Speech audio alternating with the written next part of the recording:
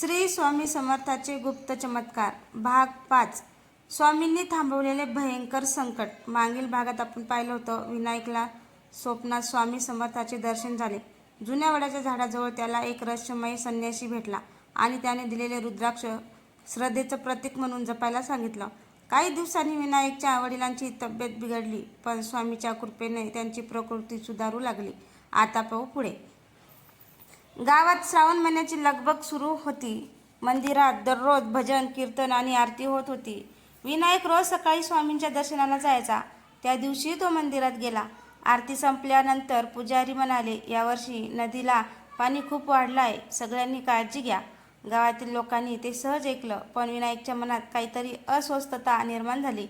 त्या रात्री विनायक झोपला. मध्यरात्री त्याला पुन्हा स्वप्न पडलं. स्वामी समर्थ नदीकिनारी उभे होते. त्यांच्या चेहऱ्यावर गंभीर भाव होते. ते म्हणाले, उद्या संध्याकाळी गावाला सावध कर, नदीकाठी कुणालाही जाऊ देऊ नकोस. विनायक दचकून उठला. त्याच्या अंगावर घाम आला होता.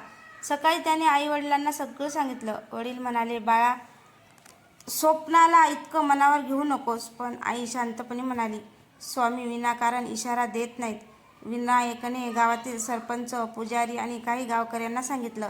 काही लोक हसू लागले. अरे, स्वप्नावरून गाव बंद करायचं का? पाऊस तर दरवर्षी पडतो. विनायक शांत राहिला. त्याच्या हातातलं रुद्राक्ष त्याने घट्ट पकडलं. संध्याकाळ जवळ येत होती. आकाश अचानक काळं झालं. विजांचा कडकडाट सुरू झाला. वाऱ्याचा वेग वाढला. नदीचं पाणी वेगाने चढू लागलं. तेवढ्यात गावातील काही मुलं नदीकिनारी खेळायला गेली होती. त्यात सरपंचाचा नातूही होता. पाणी अचानक प्रचंड वेगाने वाढलं. मुलं घाबरून ओरडू लागली, वाचवा, वाचवा, वाचवा. गावात एकच गोंधळ उडाला. विनायक धावत नदीकाठी पोहोचला.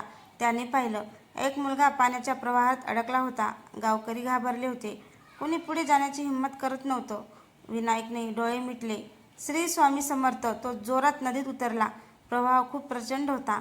एका क्षणी त्याचा तोलही गेला. पण त्याला अचानक असं जाणवलं, जणू कुणीतरी त्याच्या खांद्यावर हात ठेवून त्याला आधार देत आहे. त्याने मुलाचा हात पकडला. गावकऱ्यांनी दोरी फेकली. काही मिनिटांच्या संघर्षानंतर विनायक आणि मुलगा दोघेही सुरक्षित बाहेर आले. सगळे गावकरी स्तब्ध झाले. सरपंच धावत आले. त्यांनी विनायकला मिठी मारली. बाळा, आज तू माझ्या नातवांचा जीव वाचवलास.